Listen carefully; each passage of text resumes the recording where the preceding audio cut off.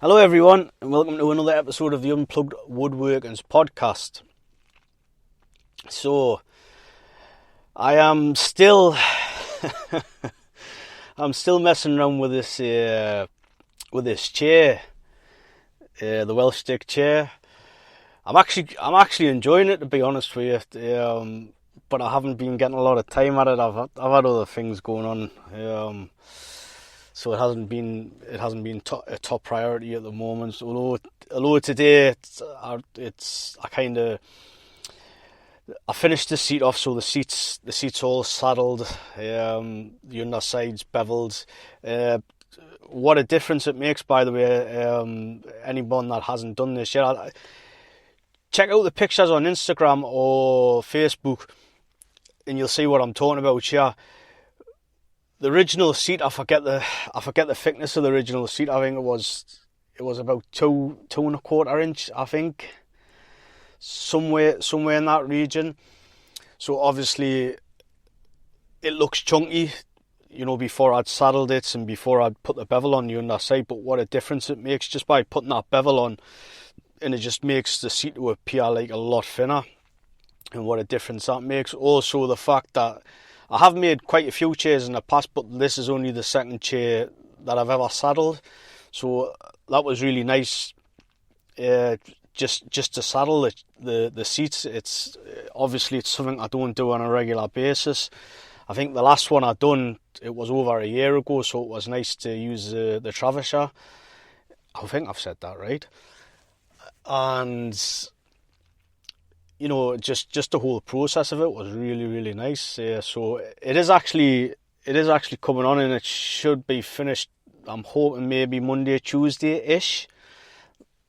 It would be good to have it finished, but I have got a bit of a dilemma at the moment. Should I paint it or should I not paint the chair? I've got a real issue with painting wood,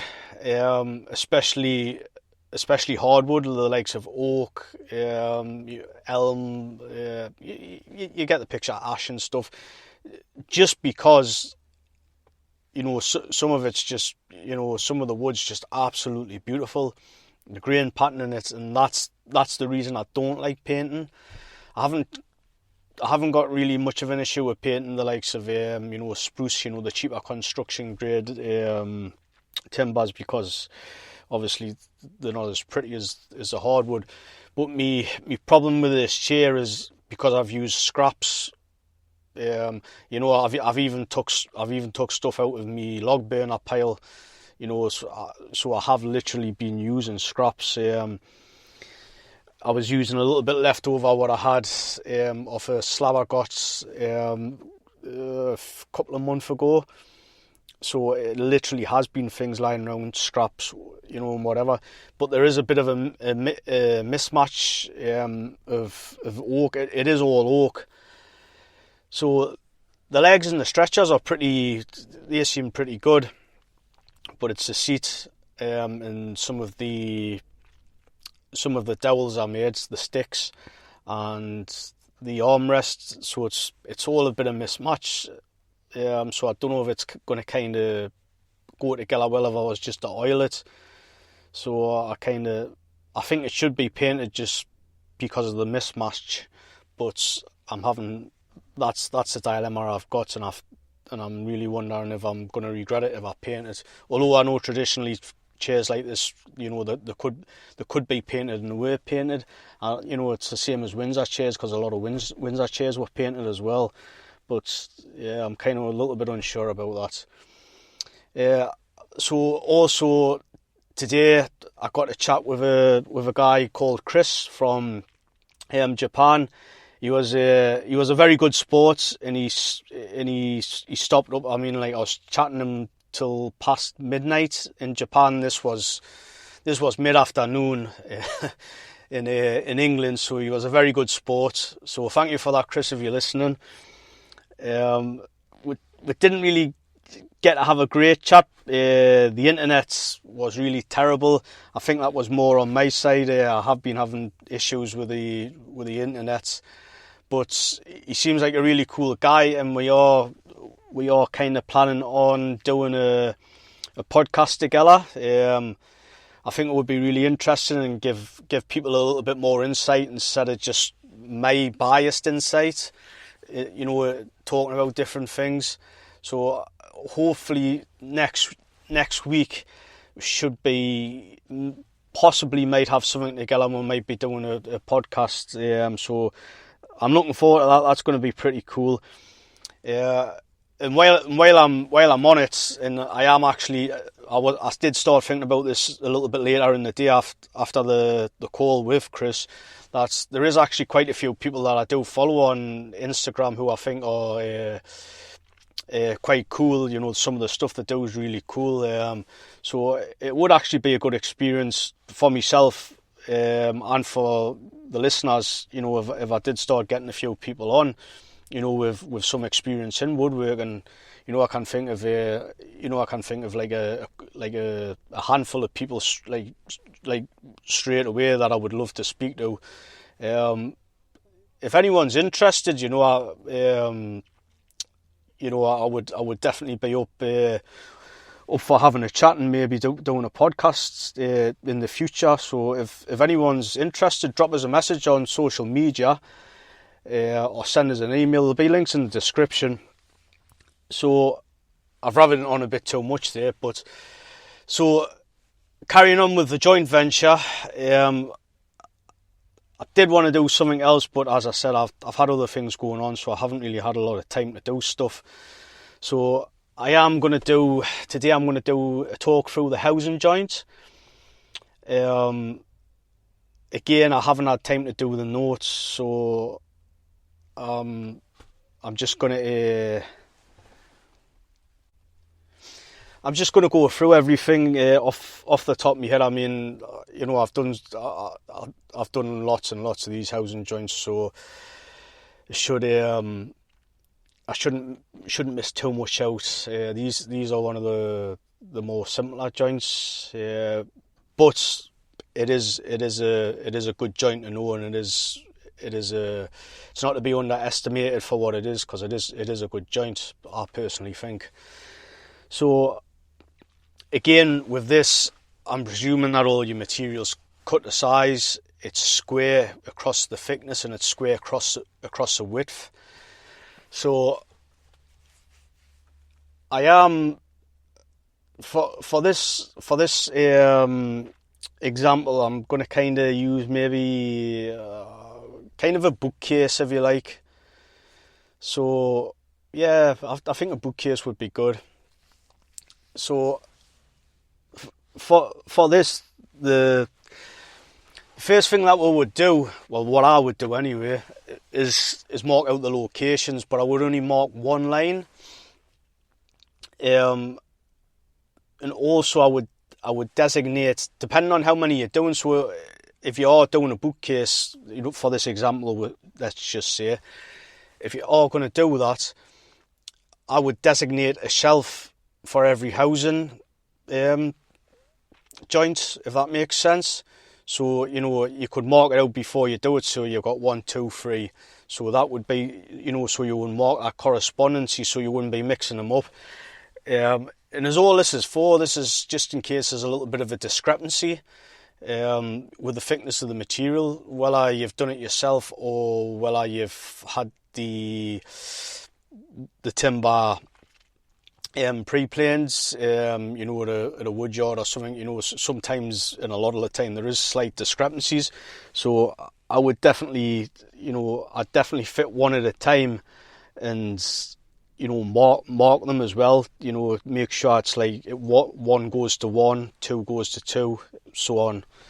So that's what I would do. I would mark the positions, and then get that corresponding board. So we'll just say we're going to go board end 1 to go to housing joint 1. So I would get that on the line, and then I would pencil in another line, and square that across with me square. So on the first line I've done this. You could say this would be the underside. So I would create a knife hole there. So I'm jumping the gun a little bit here. Before I've actually done that, in this again, this depends of what you're doing. If you're doing a stop housing joint, so basically that means that you're not going to come all the way through to the edge.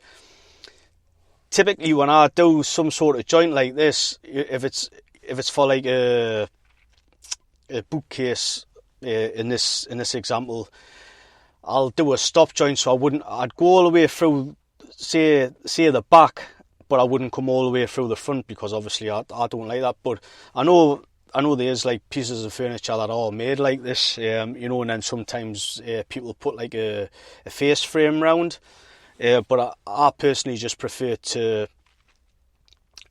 do a stopped housing joint.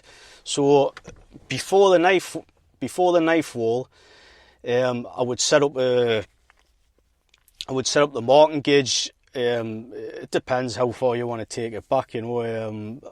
Typically I would set it back maybe about 20 to 25 millimeters, somewhere along that, somewhere like there.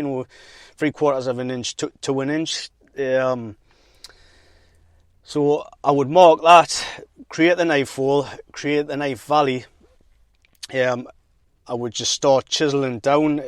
I believe there is videos of me doing this.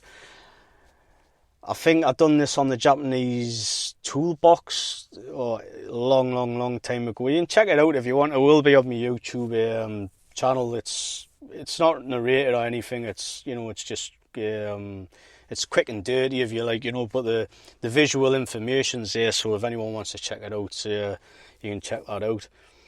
So I would work my way all the way down the housing joint with the chisel, just creating like a bit of a valley.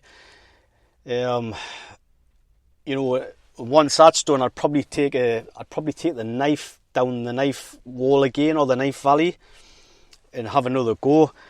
And I would do this till I got close to the other line, which would be nearly the thickness of the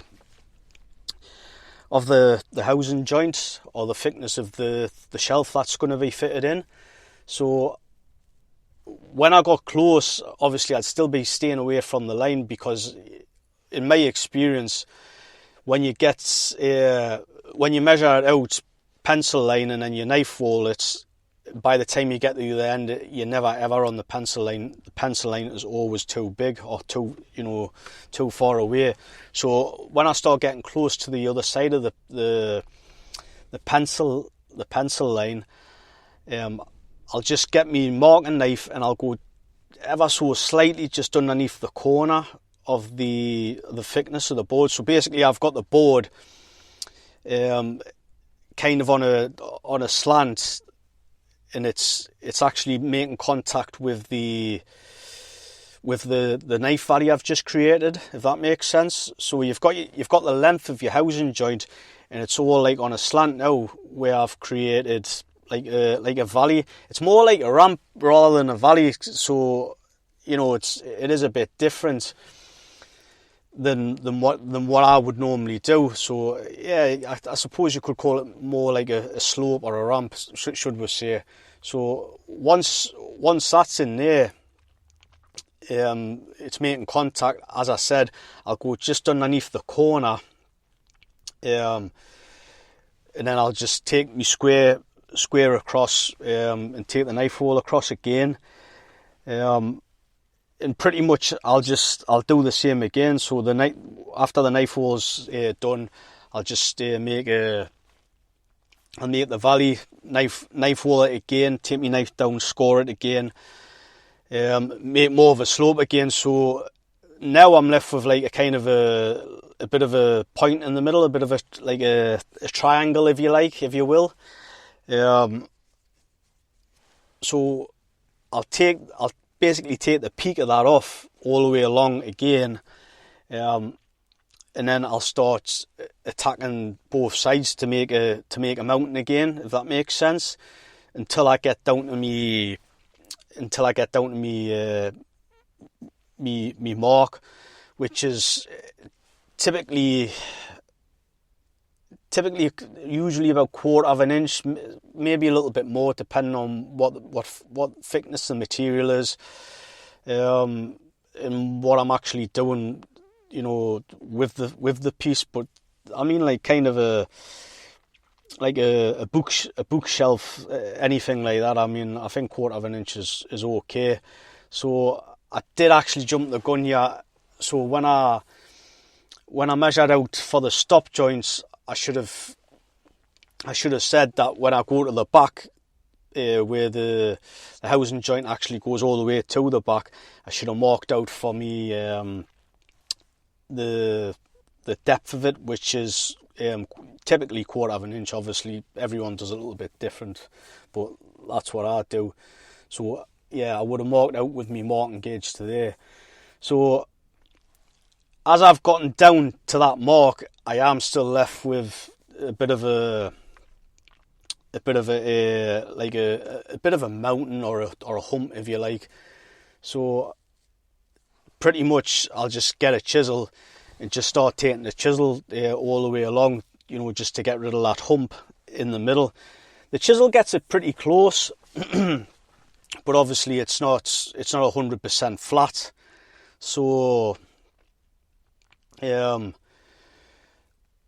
as I said, I get pretty close, and then I'll get me hand router out, and just incrementally start taking it down, and the hand router does a really good job. Anybody that hasn't got a hand router and they do or they are starting to do, a lot of hand tool woodwork, and I would highly recommend you get one, because they are really accurate. Things like housing joints, like tenons, they get everything nice and uniform, so they are really good for doing things like that. And housing joints are really shine with housing joints, they get it done really quickly. It's consistent, and if you want to, we can actually set like a depth stock, where it stops it obviously going down too far. So all of your housing joints or all of your tenons, whatever, are going to be like 100% the same. It's such a simple tool, but it's so effective. It's really, really good. So after that's done, I will check the two edges, or the two walls, if you like, of the housing joint going down the full length. And if need be, which I probably do, I'll have to go like square the walls up with my chisel. So this is because I haven't wrote my notes down. I've jumped the gun again, haven't I? So as I'm taking if we go back to where I was taking, creating the mountain in the middle. So when I'm coming down there, I said that I scored the walls with a marking knife, and created a valley, and I kept on doing that. To be honest with you, I have actually done this where I've just used the knife all the way down to the depth.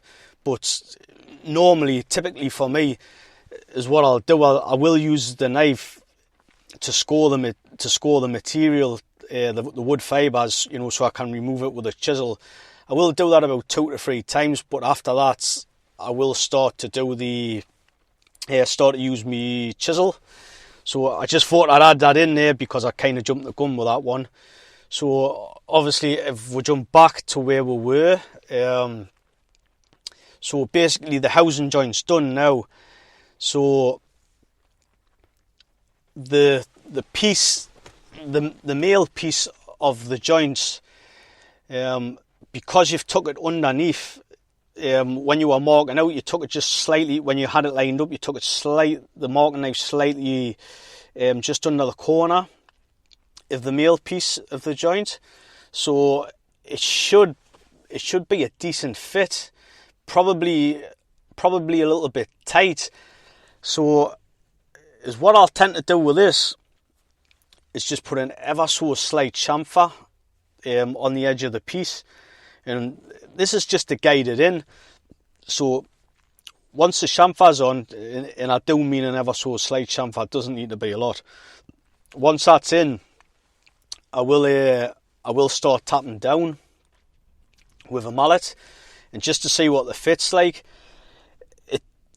It kind of depends what wood you're using, because if you're using like a softwood, like a pine or a spruce, the wood fibres will compress like really easy and quickly, so it doesn't tend to be much of an issue. Where if you're using, like some ash or some oak, there's only so much compression that'll happen. So you will sometimes you will have to take your plane just a dead light setting, just so it's just really fine, and work your way down and just start taking a few shavings off all the way down the width of the board, and just repeatedly try the fit. Just tap it down with a mallet and see how you feel. So that's that pretty much done. So it depends what you want to do from there. This would have been done if you hadn't done a stopped housing joint. But for the example, we have done the stopped housing joint. So is what I would do now is I would set my marking gauge up for the same distance what I used for the stop part of the housing joint when I first started laying this out. So when you're doing this, obviously, it's the same setting. You should actually be able to put the points of the marking gauge back in, if you've left a little bit on, which I sometimes do.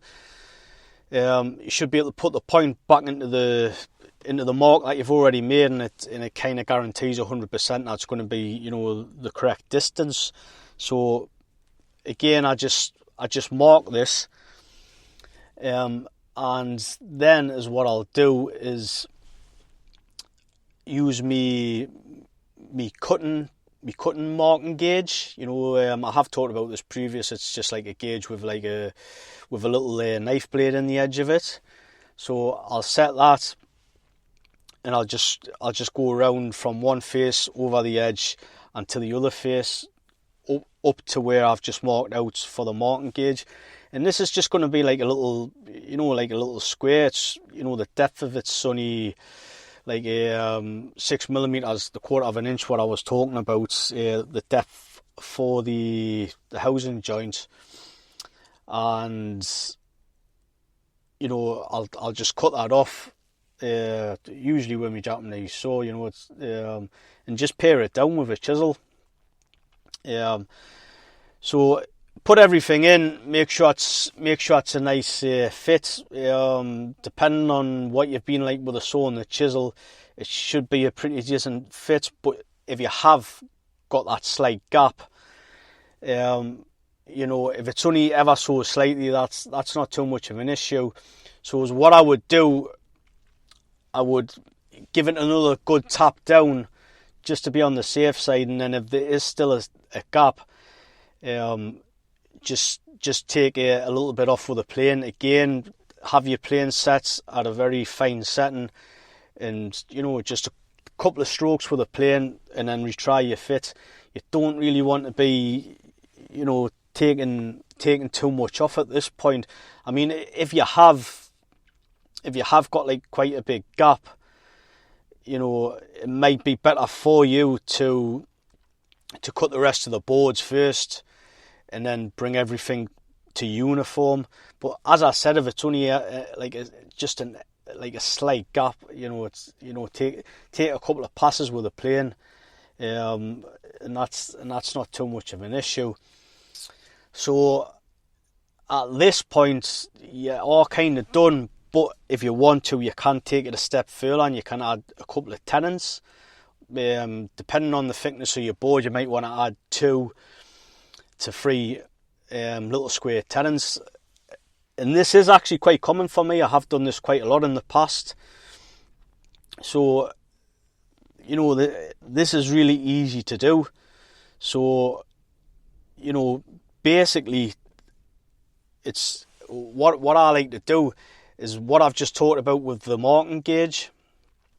You know, just have it set and just come off your marking gauge. Use your marking gauge to mark the male piece, and then come on the outside, and just use it there again. And you can't really go too wrong with this. You know, so you know, just mark both pieces, and then you can adjust it. Mark both pieces again, and then you know, like I said, you can't really go too wrong. Well, this is how I do it, and I never tend to go too wrong this way.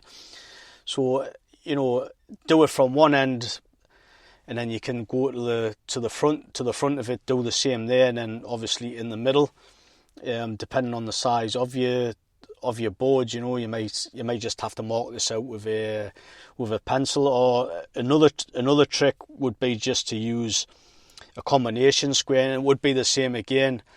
You're using a combination square on both the male and female pieces, and you can't go wrong. You know, your pencil lines are going to be absolutely perfect. So once that's done, you would have, say we've marked out for the three tenons. So basically is what I'll do. I've got like the 3 squares marked out for the tenons. Bearing in mind, before I've marked the crosses out, I would have transferred my lines all the way around. So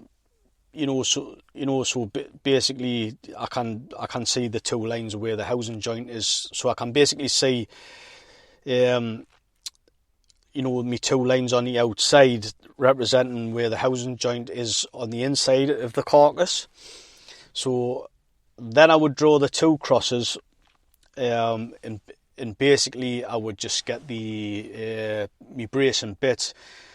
Typically it would be a 3/4 inch bit, and just drill the three circles. And I would go all the way through with this. I wouldn't be concerned about having material blowing out at the other side, because you've already created the housing joint, so it cannot like blow out as such. It can a little bit in the housing joint, but you know, it for me it typically doesn't tend to be too much, so I don't really worry about it. So once that's done, add some knife holes, again just on the outside. I don't bother touching the inside, and basically just pare it down with a chisel. So when those 3 are done, I will typically put the board back into the housing joint, just to make sure I'm happy with all the lines. And as I said, they're normally quite spot on, but for some reason, if they shouldn't be spot on, you are double checking the lines. You know, so if need be, you can remark the lines. You can just sharpen a pencil, pretty sharp, with a long point on it, and you can just get the pencil inside of the tenons that you've just created, and you can mark them that way. I mean, to be honest with you could actually just do it that way, because it's still going to be accurate, so, and they will be getting wedged, so it's not too much of an issue to do that. Some people actually may prefer to do that. So once that's done, I would set my... I probably would set the combination square just to know where I am for the thickness of the material. So just for argument's sake, we're using 20mm thick material. So I would pop me combination square all the way around, obviously with a pencil, and that just gives me a bit of a guideline. So at the other end, the bit that I've just removed, for the stop joint. So originally that was like 6mm or a quarter of an inch. So because we're taking the tenons through, and obviously it's going all the way through the material, that 6mm has now got to become 20mm. So it would be the same again. You would just set the marking gauge for that, and obviously just take it all the way around, and then take the saw and then pair it with a chisel. So at this point, obviously you would saw it down to where your line is for the tenons. So bear in mind, actually, before you do this, you wouldn't go all the way down to the first line that I drew. That would be the thickness of the material. So from that line, which would be 20mm, you want to come up to like 6mm. The 6mm is obviously for the housing joint itself. So the same with that again. I would use my marking knife gauge and mark both sides of that. Obviously not straight through the tenon parts, but obviously the parts that were going to be cut out. So if you can imagine, it's going to have like a bit of a castle effect, should we say. So you'd have the three tenons sticking up, and obviously you would be removing that material in between. So obviously when I've marked out for that, for the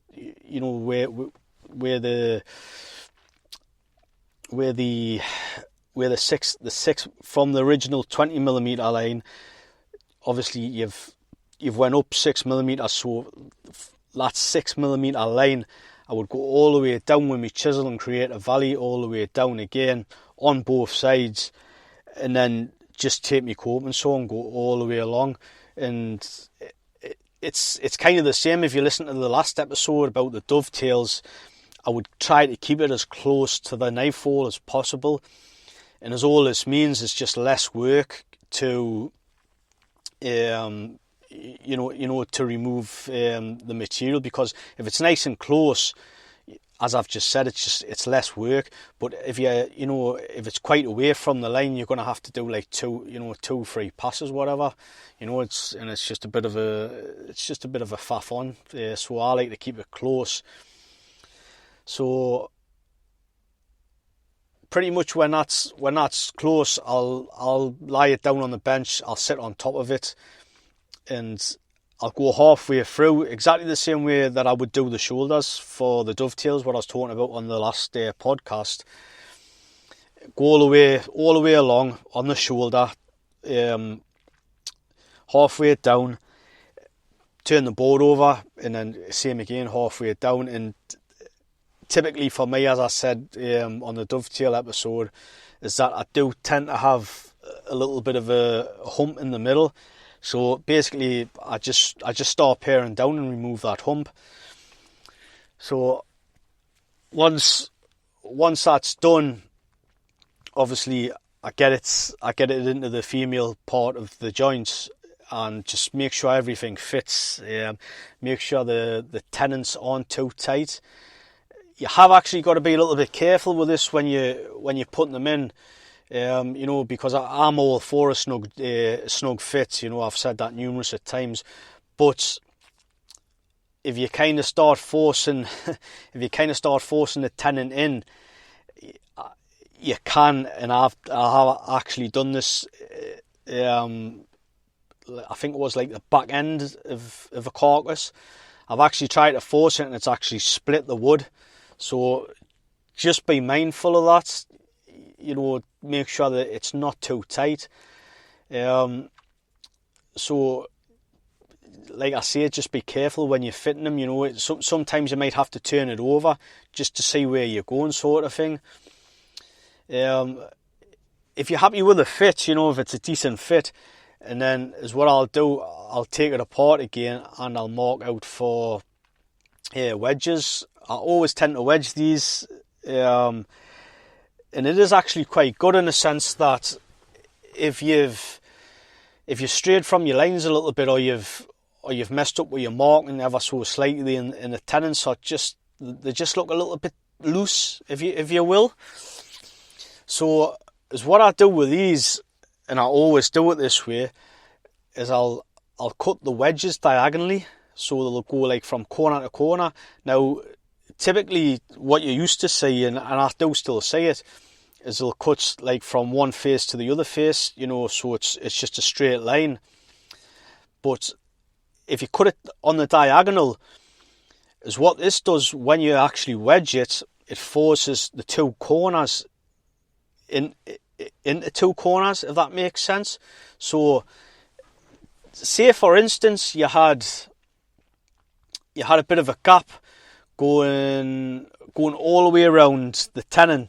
So if you cut it in the middle and you wedge the middle, you would close up the gap on, say, the left side and the right side of the tenon, if that makes sense. But you'd still be left with a gap on the top and the bottom. So when you do it diagonally, you're kind of pushing the left and the right, but you're also pushing the top and the bottom just by doing this diagonally, so it closes up all the gaps. And I'll be honest with you, I have needed to do this in the past, and this is the way I always do it now. It's really good for like for minimising the gaps, if you will, and it works a treat every single time. Because there's nothing worse when you've went through all that rigmarole, you've got a nice tight housing joint, and then you screw up with the tenons. And obviously the tenons are there. The tenons should be tight. The tenons are there to give you some extra strength, so you don't have to add any nails or any screws. You get these in, and if you wedge it with the way I've just stated there, it is a nice tight joint, and it just ain't coming apart at all.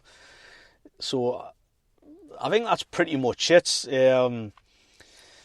I would definitely recommend the tenons, if you want, if you're building a bookcase and you want that thing, if you want it to last. You don't have to do this on every shelf, by the way. Just say it was a bit of a bookcase and maybe you had, like, argument's sake, 5 shelves. You'd get away with doing it just on 3.